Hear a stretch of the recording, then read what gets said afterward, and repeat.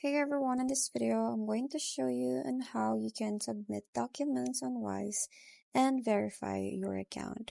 So actually, what you need to do is to create your Wise account.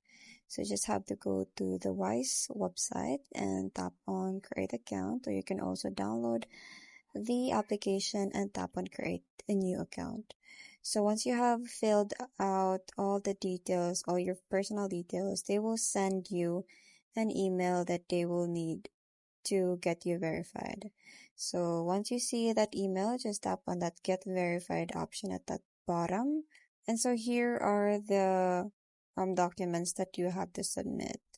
So you can also just click on this secure so that you can go ahead and be redirected to the page where you have to submit the documents on Wise. So that's it. I hope you find this video helpful.